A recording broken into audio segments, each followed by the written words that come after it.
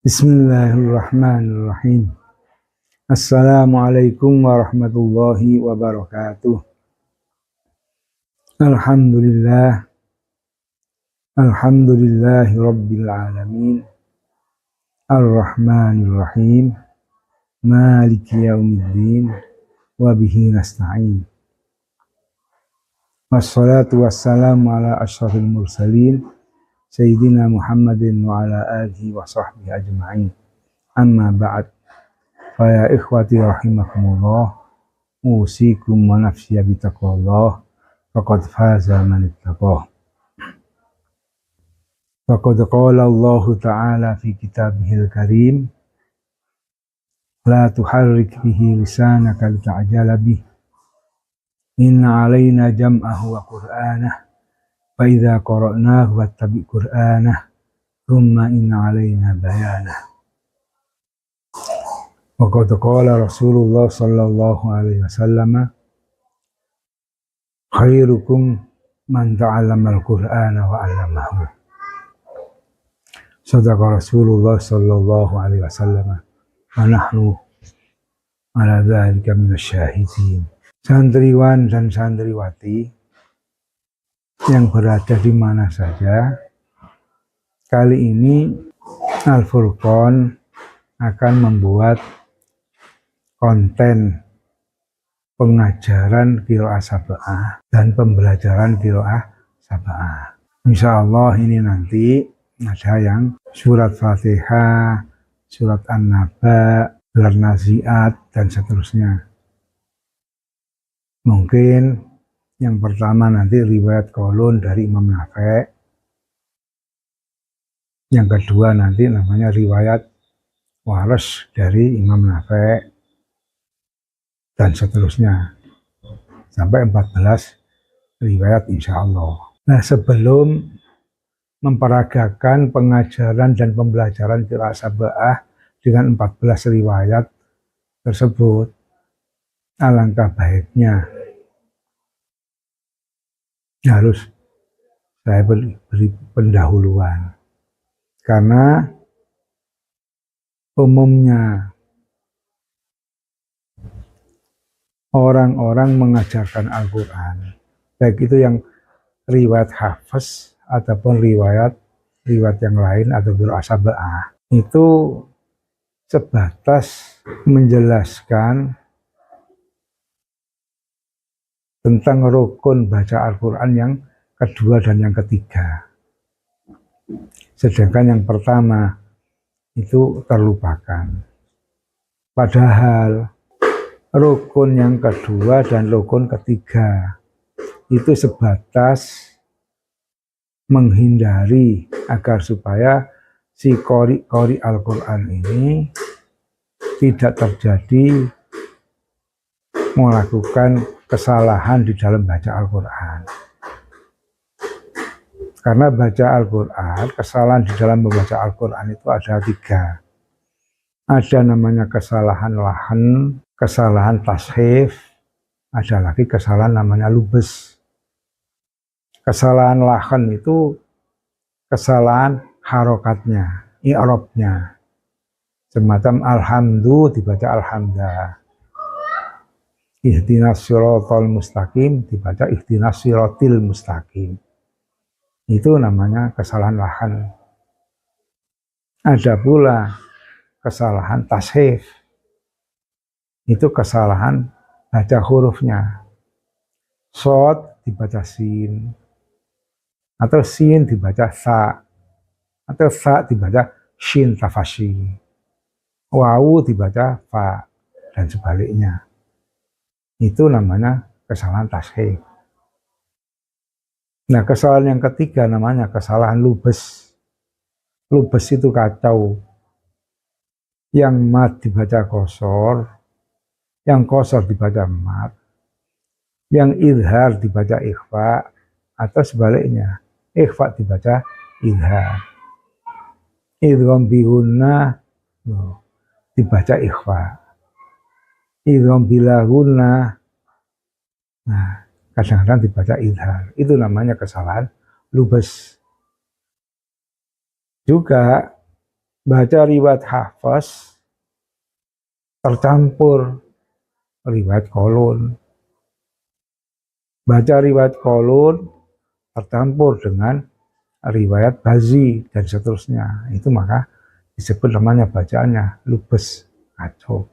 Nah, 3 macam kesalahan yang saya sebutkan tadi, lahan, tashih, lubes, itu haram syar'i.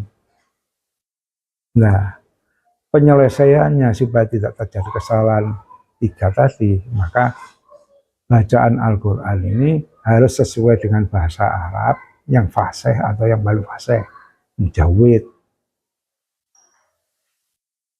Ini merupakan rukun yang kedua. Nah, terus di sana ada namanya khilaf farsi. Khilaf farsi ini satu imam dengan imam yang lain berbeda. Seperti Imam Asim bin Abi Najud sama Imam Ali Al-Kisai. Baca Maliki Yaumiddin di dalam surat Al-Fatihah itu pakai isbat alif, Maliki Yaumiddin.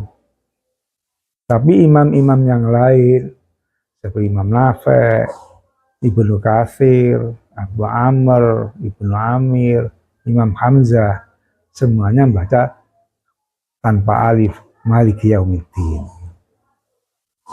Antara perbedaan Maliki dan Maliki ini disebut namanya khilaf farsi. Oleh karena itu rukun yang ketiga dalam baca Al-Quran itu harus sesuai dengan Rasm Utsmani. Nah, Rasm Utsmani, Mushaf Utsmani yang dikirim untuk penduduk Mekah dan Madinah itu berbeda. Untuk penduduk Basrah dengan Syam juga berbeda. Yang dikirim ke Kufah pun juga ya berbeda. Nah, di antara perbedaannya itu ada khilaf namanya khilaf farsi. Oleh karena itu rukun baca Al-Quran ada 3. Pertama, antakuna muttasilatan bisanadin sahihin an Rasulillah. Bacaan Al-Quran ini harus sambung dengan sanad yang benar dari Rasulullah. Yang kedua, antuafiqal lughatal arabiyyata biwajhin fasihin aw afsah. Bacaan Al-Quran itu harus sesuai dengan bahasa Arab yang fasih atau yang paling fasih. Nah, rukun yang kedua ini itu nanti namanya ada khilaf, namanya khilaf usul. Khilaf usul itu kita khilaf yang induk, pokok-pokok. Jadi pokok-pokoknya riwayat Qalun berbeda dengan usulnya riwayat Waras.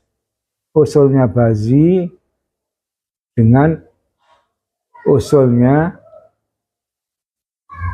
Hafs itu berbeda. Nah, itu nanti biar anak-anak nanti yang menjelaskan ini perbedaan itu. Saya cuma ngomentari saja awal. Itu disebut namanya khilaf usul. Nah, rukun yang ketiga itu antakuna antuwafiqal mushafil imam.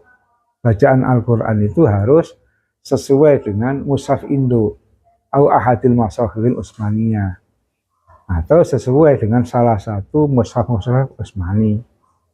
Nah, itu nanti akhirnya setelah itu istilahnya menurut Imam Mekah dengan Imam Madinah, Imam Qiraat itu berbeda. Jadi Nafi' itu Al-Madani, Imam Qiraat yang ada di Madinah. Sedangkan Imam Ibnu Katsir itu adalah imam yang ada di Mekah. Abu Amr Al-Basri itu imam yang ada di Basrah. Ibnu Amir itu imam yang ada di Syam. Nah, yang di Kufah ada 3. Imam Hamzah, Imam Asim, dan Imam Ali Kisai. 7 imam ini tadi mempunyai khilaf-khilaf usul yang berbeda, juga mempunyai khilaf farsi yang berbeda. Jadi pembelajaran Al-Quran, nah ini umumnya itu konsentrasi pada rukun yang kedua dan yang ketiga ini untuk menghindari kesalahan tiga yang saya sebutkan tadi, lahan, pasif, dan lubes.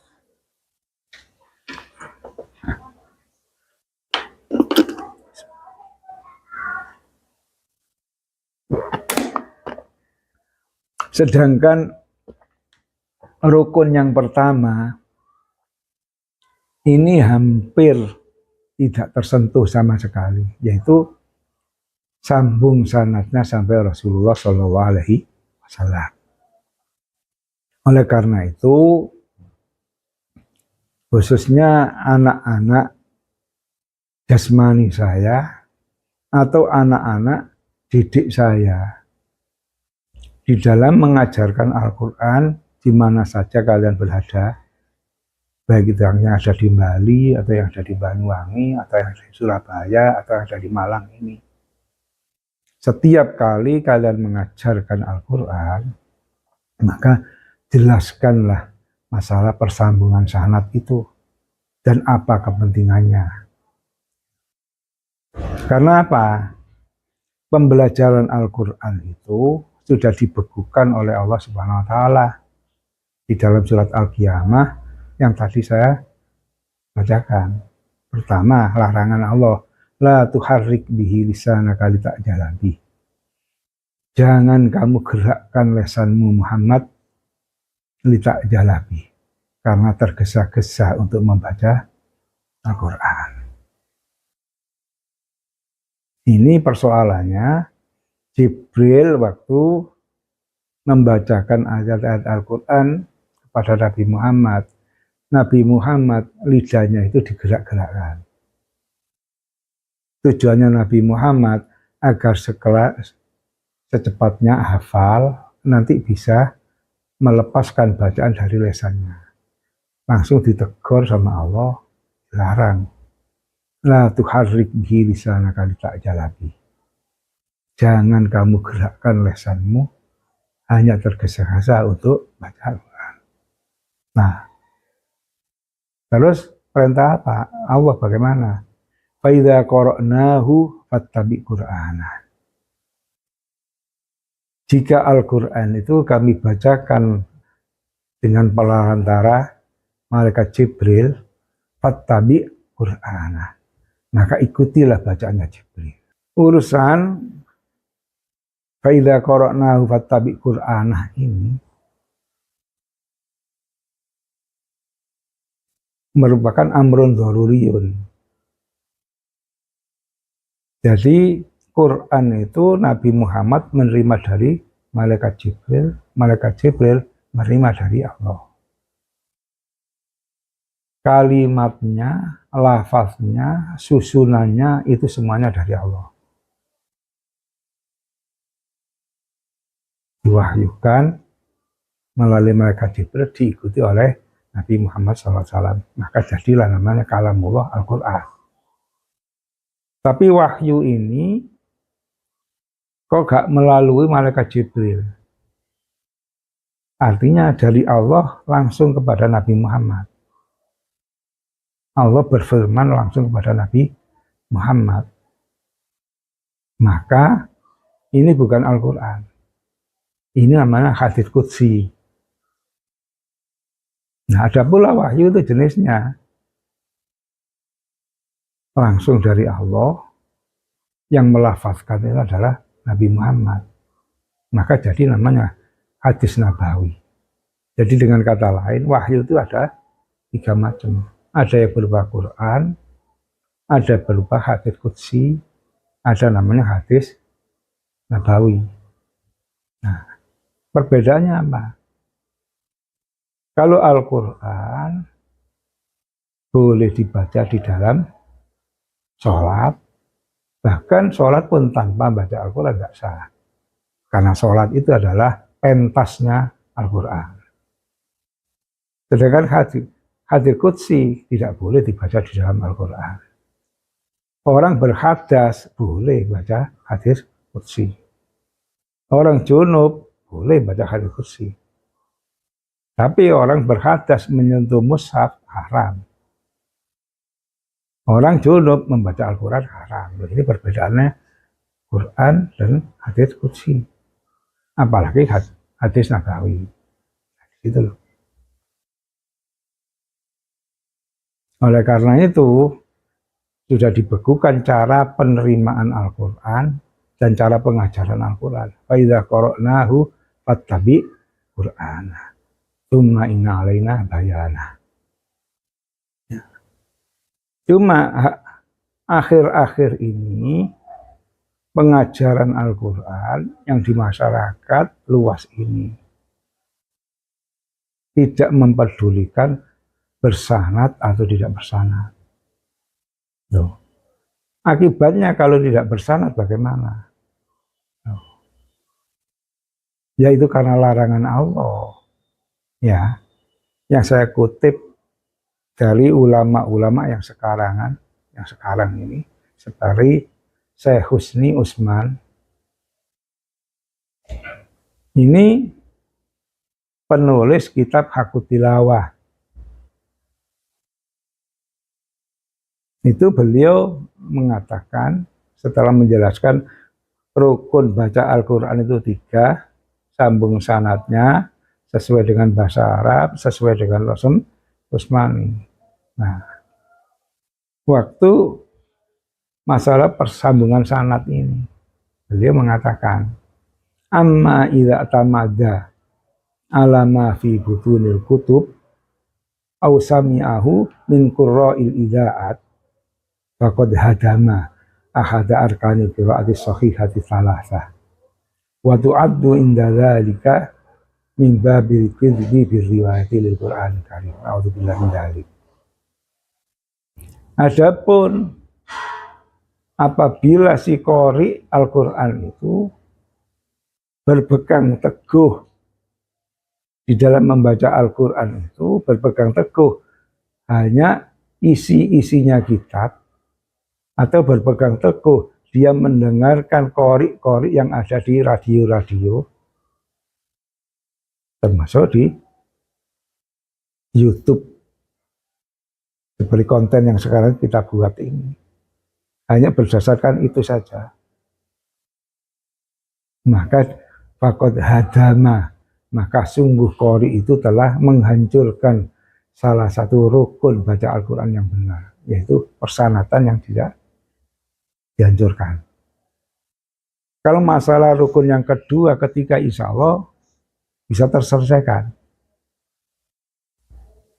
sudah terhindar dari lahan, terhindar dari tashif, terhindar dari lubas, tapi tidak ada sanadnya, tidak sambung sanadnya, maka dia menghancurkan rukun yang pertama. Nah, kalau memaksakan baca, waktu addu inda dzalika, bacaannya orang tersebut ketika itu terhitung min babil kidbi bir riwayatil Qur'an, termasuk mendustakan riwayat Al-Quran. A'udzubillahi min dzalik. Kalau orang baca Al-Quran melanggar rukun kedua, ketiga, mungkin hanya terjadi namanya kesalahan lahan, tashif, nggak sampai kufur. Tapi kalau persambungan sanad ini yang dilanggar, masuk kategori mendustakan ayat-ayat Al-Quran, riwayat-riwayat Al-Quran. Bukan hanya Syekh Husni Usman saja yang mengatakan itu, termasuk Syihabuddin Al-Qustalani. Beliau di dalam kitab Lataiful Isyaratnya mengatakan, amma ma wafaqal makna warasma min ghairi naqlin fala yusamma syadzan bal makdzubun yakfuru muta'ammiduhu. Kata Syihabuddin Al-Qustalani, adapun bacaan Al-Quran yang sesuai dengan rasmnya, sesuai dengan artinya tidak melanggar rukun yang kedua dan ketiga, cuma tidak ada sanadnya. Ya. min ghairi naklin, tanpa dinukil dari guru yang bersanad, tanpa dinukil dari seorang guru sebagaimana Nabi Muhammad menukil dari malaikat Jibril kan secara langsung lah.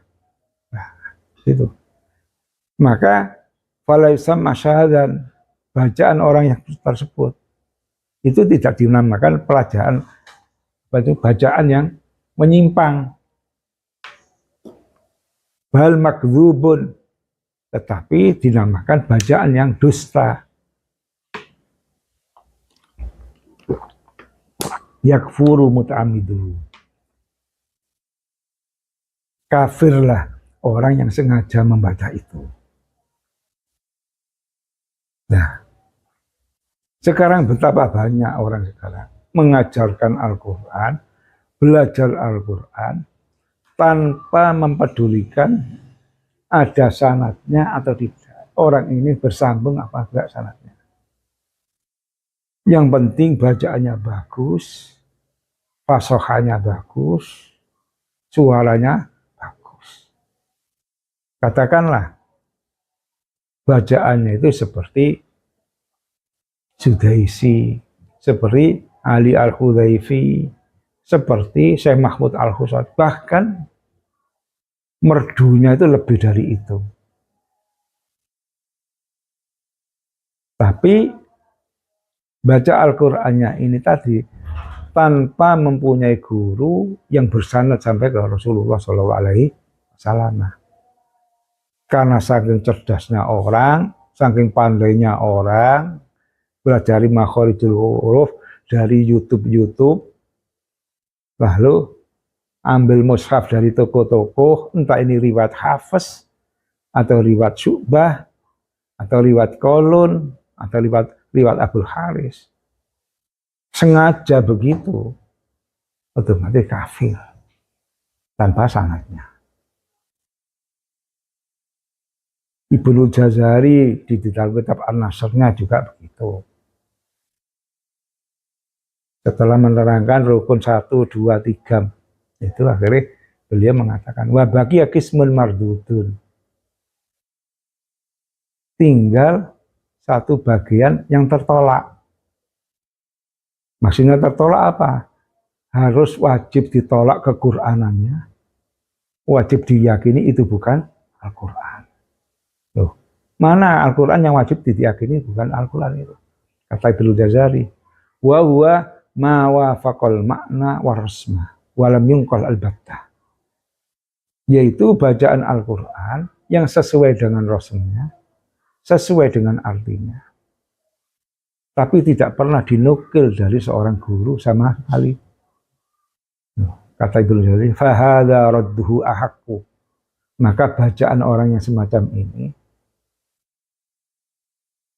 ditolaknya lebih berhak, wa man'uhu asyaddu, dilarangnya lebih keras, wa murtakibuhu murtakibun li'adhimin minal kabair, pelakunya adalah melakukan dosa besar dari dosa-dosa besar. Ini persoalan tidak ada sanadnya.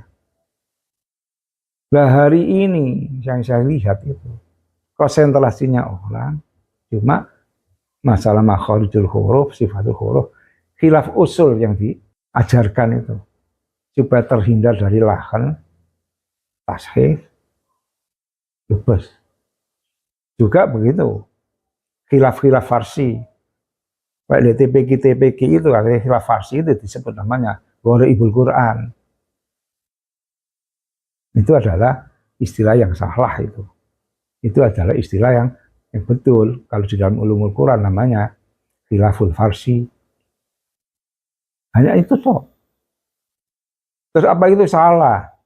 Enggak salah, kurang. Enggak salah, itu benar. Itu untuk memenuhi rukun kedua dan ketiga. Tapi rukun yang pertama ini, yang membuat orang kafir ini harus dipertahankan, harus diajarkan. Oleh karena itu, bagi calon-calon santri Quran, itu enggak boleh langsung orang ngaji.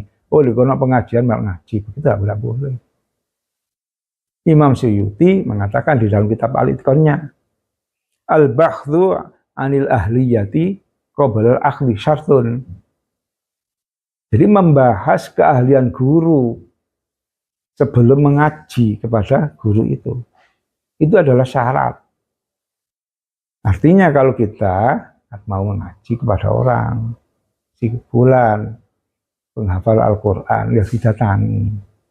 Zaman hafal Quran ini berapa riwayat, berapa imam. Kalau sudah beliau menjelaskan ini ya segalanya. Nah, sampean ini menerima Al-Quran dari siapa?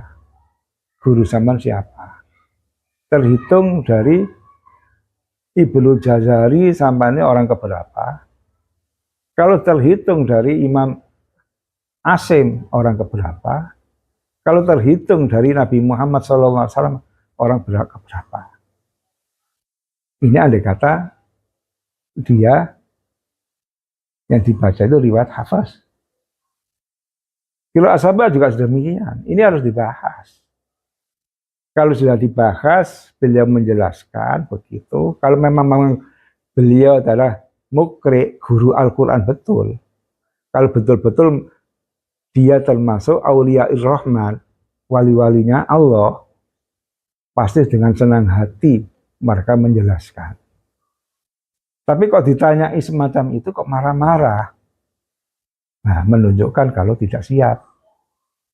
Jadi orang ini istilahnya guru Quran daten-daten.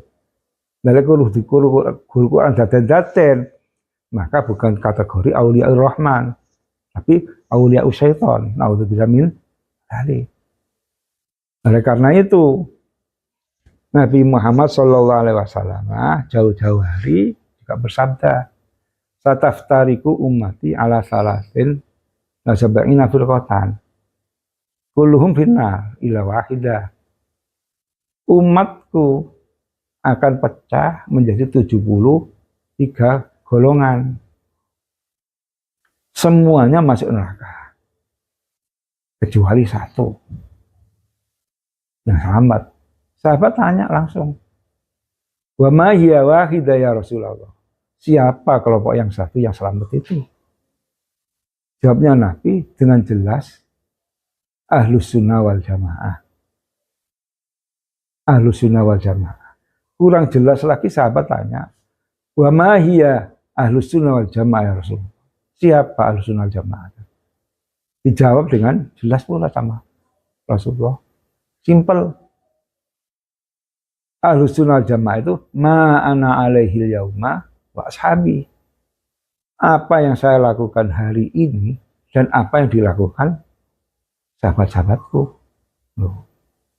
Nabi Muhammad menerima wahyu dari Allah pakai sanad. Dari Jibril dari Allah. Fa idza qara'nahu fattabi' Qur'an. Sahabat-sahabat Nabi menerima Al-Quran dari Nabi Muhammad. Nabi Muhammad menerima Al-Quran dari Jibril. Tadi malam saya dapat wahyu. Bla bla bla bla bla dari Allah. Jadi masalah sanad ini amrun daruriyun. Nah, saiki kalau ada orang mengajarkan Al-Quran tanpa sanad, itu bukan Ahlus Sunnah wal Jamaah. Itu kelompok yang sesat. Nah, ini berapa ratus yang lalu sudah dilakukan oleh orang-orang Rafidhah, orang-orang Syiah. Mengajarkan Al-Quran yang tidak pernah turut. Mengajar Al-Quran tanpa sanad. Nah, hari ini terulang lagi. Quran itu semuanya kelompok. Khawarij juga mengajarkan Al-Quran. Rafidhah juga mengajarkan Al-Quran. Murji'ah juga mengajarkan Quran. Mu'tazilah juga mengajarkan Quran. Nah, Jahmiyah juga mengajarkan Al-Quran. Nah, ini loh. Oleh karena itu, rukun 3 ini jadi jelas. Kalau ada sanadnya sesuai dengan Rasim Utsmani, sesuai dengan bahasa Arab. Nah, itu yang dilakukan oleh Nabi Muhammad SAW, yang dilakukan oleh para sahabat, yang dilakukan oleh para imam-imam Sab'ah ini. Nah, itu namanya pengajaran Al-Quran Ahlussunnah wal Jamaah. Tapi yang penting bacaan itu, yang penting Rasul Utsmani, sanad sambung atau tidak. Lah ini orang Mu'tazilah ini namanya pengajaran Al-Quran yang dilakukan oleh orang-orang Mu'tazilah. Pengajaran Al-Quran yang dilakukan oleh orang-orang Qadariyah. Jadi firqah-firqah 72 yang sesat itu semuanya mengajarkan Al-Quran. Nah, oleh karena itu konten ini saya buat memberi peringatan itu. Nanti kalau zaman mendengarkan, melihat ini, bacaan ada alaihim, alaihum, ya, alaihimu, ladaihim, ladaihum, dan segalanya. Terus zaman menirukan dari lewat YouTube ini. Maka sengaja begitu. Maka kafirlah sama belajar itu. Baca Quran itu sama dengan melakukan dosa besar dari sekian banyak dosa besar. Na'udzubillah min dzalik. Kalau zaman ingin bacaan yang benar, otomatis panjenengan sedanten harus mendatangi orang-orang yang hafal Al-Quran, yang alim qiraah sab'ah, yang bersanad. Datanglah kepada mereka, lalu bacalah Al-Quran di hadapan mereka supaya ditasih. Setelah dari itulah baru teman baca Al-Quran, satu hurufnya dapat 10 kebaikan. Tapi tanpa mau datang kepada guru Al-Quran, tanpa mau belajar kepada guru Quran, hanya menyukupkan lihat di dalam kitab-kitab atau di YouTube begini, selama-lamanya sama menjadi orang Mu'tazilah, selama-lamanya sama menjadi orang Qadariyah. Karena apa? Nabi Muhammad khairukum man ta'allamal Qur'an. Sebaik-baik kalian adalah orang yang belajar Al-Quran. Bukan khairukum ma ta'allamal Qur'an. Sebaik-baik kalian adalah apa yang belajar Al-Quran. Loh, redaksinya itu man, itu berarti manusia. Nah, manusia ini pun masih ada. Ada manusia yang kafir, ada manusia yang muslim. Nah, guru Al-Quran itu Rahman. Loh, ada yang sambung sanadnya, ada yang tidak sambung. Nih, orang Khawarij ya termasuk man, orang Mu'tazilah ya termasuk man, orang Jahmiyah termasuk man. Nah, ini loh, oleh karena itu menurut Imam Suyuti membahas calon guru itu syarat. Nah, syarat itu wajib apa sunat? Wajib. Di situ. Ini sekedar mukadimah sebagai warning bagi calon-calon guru-guru Al-Quran, calon-calon santri-santri Quran. Demikian sajalah mukadimah dari saya. Mudah-mudahan ada manfaatnya. Wabillahi taufiq wal hidayah. Assalamualaikum warahmatullahi wabarakatuh.